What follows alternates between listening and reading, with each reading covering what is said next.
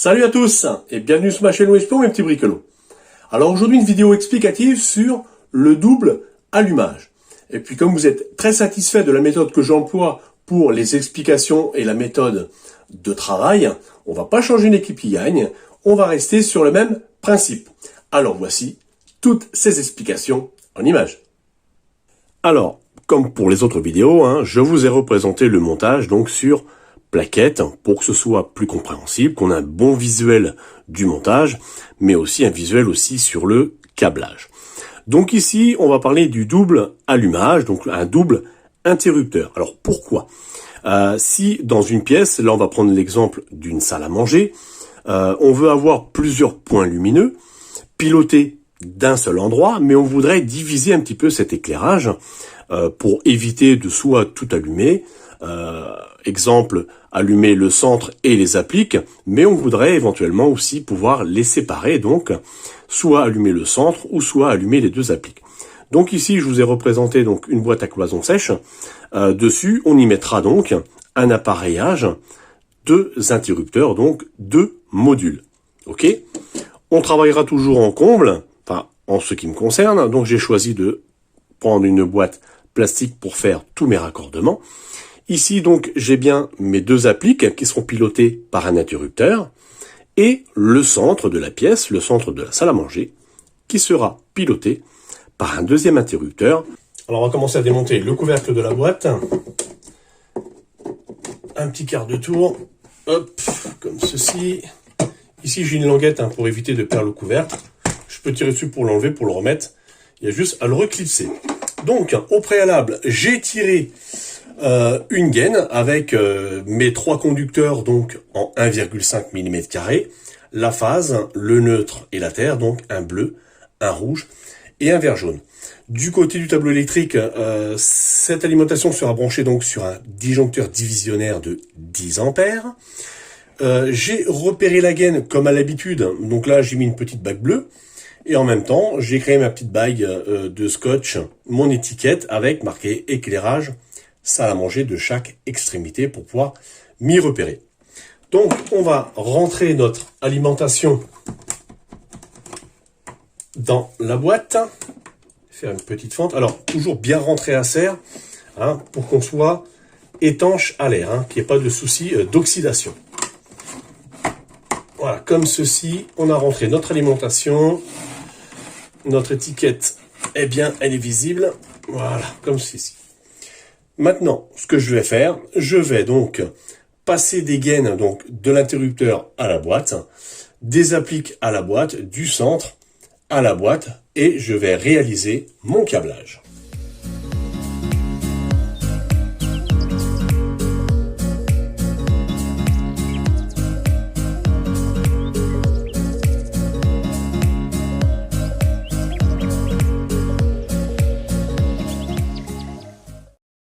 Alors, on va passer à la partie importante de la vidéo, le câblage. On va commencer par le double interrupteur. Alors, qu'est-ce qu'on va passer comme fil?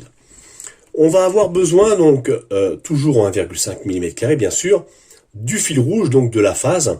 Et cette phase sera commune aux deux interrupteurs. Sorti de ces deux interrupteurs, je vais avoir besoin d'un retour pour mon centre et un autre retour, donc, du deuxième interrupteur, pour allumer mes deux appliques. Donc je vais passer deux couleurs différentes pour arriver à faire la différence entre les deux allumages au niveau de ma boîte de raccordement. Donc il suffit de bien respecter ces couleurs pour pouvoir s'y retrouver.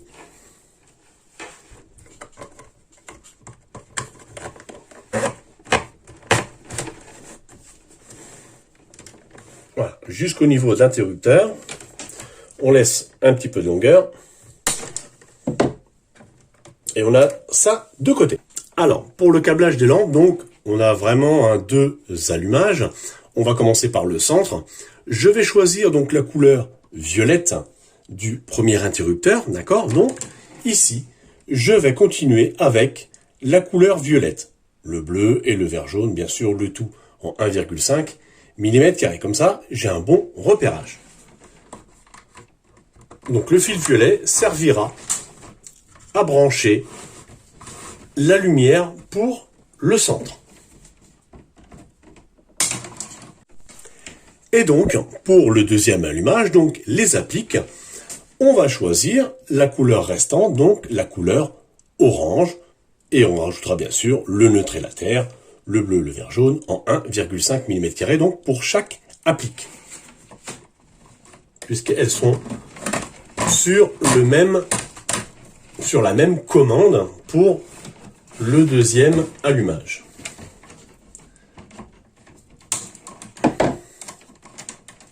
Même chose, l'orange, le bleu et le vert jaune pour la deuxième applique, comme ceci.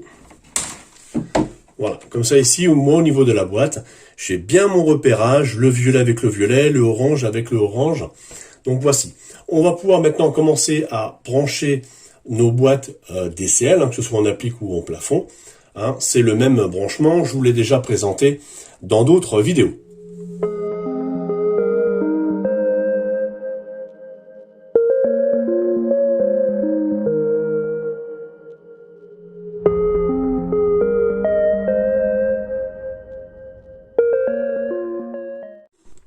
Alors, petit rappel très rapide pour le branchement, c'est très bien indiqué dessus. Vous avez le neutre, la terre et le retour lampe. Si vous voulez plus d'explications concernant la boîte DCL avec son accessoire, je vous invite à aller voir la vidéo sur la chaîne.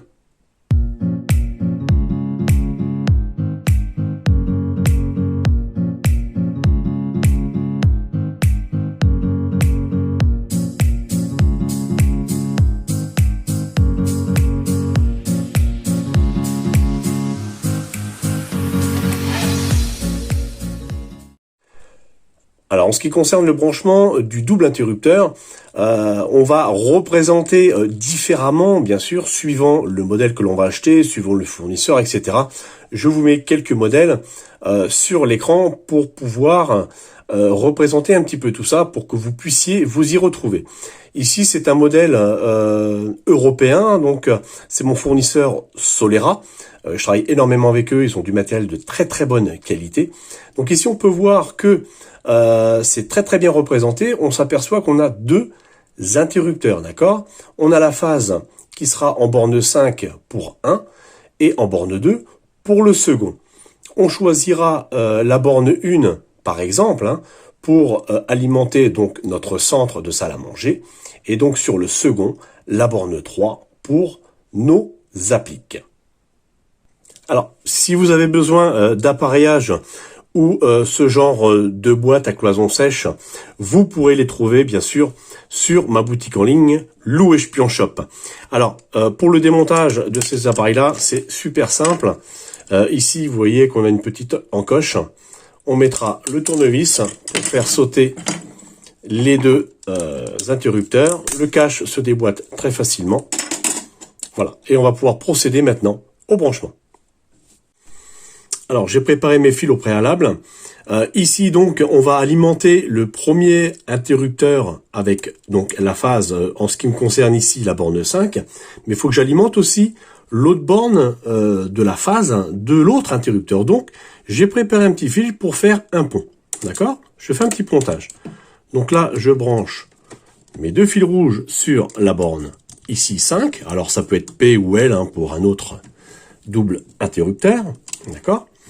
Et j'amène la phase sur l'autre bouton, donc, et moi ici, c'est la borne numéro 2.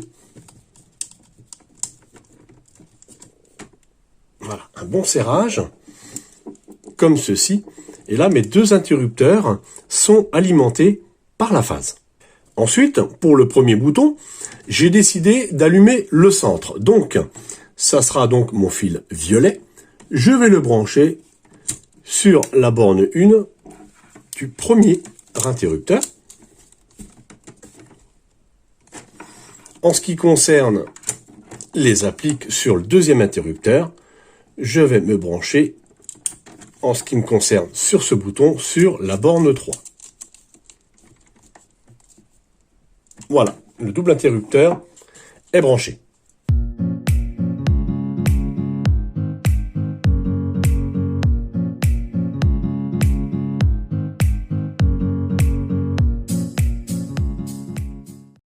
Alors on va passer à la partie importante, le branchement dans la boîte de connexion. Donc ici j'ai bien mon repérage, mes gaines ont bien été repérés en bleu. Ici par sécurité, j'ai bien repéré le centre qui lui doit être branché indépendamment des deux appliques. Donc par sécurité j'ai mis 2 bacs bleus, mais j'ai quand même changé de couleur de fil, donc je ne risque pas de me tromper. Donc on va commencer par la phase. On va prendre notre fil rouge, un 5 mm², donc la phase, et on va alimenter notre double interrupteur. On va faire comme à l'habitude, on va faire une boîte propre, on va mettre nos fils à la verticale, on les coupe tous les deux à la même dimension, on va dénuder un bon petit centimètre, d'accord, et on va y mettre une borne de connexion automatique, donc un Wago. Voilà, comme ceci. La phase est bien branchée sur le double interrupteur. Maintenant, on va prendre le fil orange qui a été branché donc sur un double interrupteur et on va alimenter donc nos 2 appliques qui sont aussi avec un fil orange. Donc on risque pas de se tromper. À l'habitude, on laisse du mou par le bas, on remonte le tout, on coupe tout à la même longueur, on dénude. Alors on essaye de faire quelque chose de propre au niveau de la boîte pour pouvoir s'y retrouver. Donc ici, sortie de l'interrupteur en fil orange, je vais brancher mes 2 appliques. Donc je vais avoir un interrupteur qui va commander 2 appliques. Sur le second, donc, interrupteur, le fil violet, je vais brancher le centre de ma salle à manger. D'accord, donc le fil violet. Même chose. On coupe, on dénude un bon centimètre et on va mettre le petit connecteur automatique comme ceci. Voilà, mon double interrupteur avec les lampes sont branchés. Donc je répète, le fil orange qu'on avait branché dans l'interrupteur sert à brancher les 2 appliques ici qui sont aussi avec un fil orange. Le centre, lui, est un fil violet. Il correspond bien au fil violet du 2e interrupteur. Ok? Donc maintenant, qu'est-ce qu'il va me rester à faire? Il va me rester à brancher le neutre et la terre avec l'alimentation, bien sûr, le neutre et la terre qui arrive dans la boîte.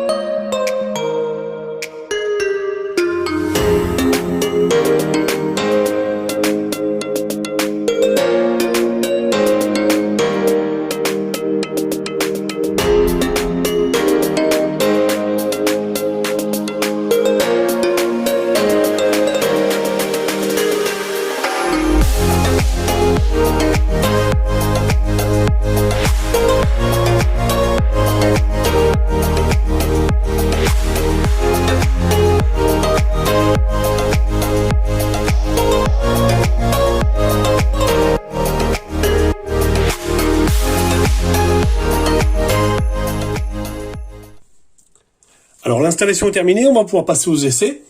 Donc je vais appuyer sur le premier interrupteur, je vais allumer le centre de la pièce de la salle à manger. J'appuie sur le deuxième interrupteur, j'allume les 2 appliques qui se situent aussi dans ma salle à manger. Si je veux allumer tout l'ensemble, j'ai juste appuyé sur l'autre bouton pour le centre et tout est allumé comme tout peut être éteint, indépendamment bien sûr l'un de l'autre. Voilà en ce qui concerne le double allumage. Voilà pour cette vidéo mes petits bricolos, j'espère que tout est clair pour vous. Si vous avez des questions, n'hésitez pas à laisser des commentaires. Vous pouvez toujours aller faire un petit tour sur ma boutique en ligne Lou Espion Shop. Et je vous dis à bientôt pour d'autres aventures. Ciao, ciao!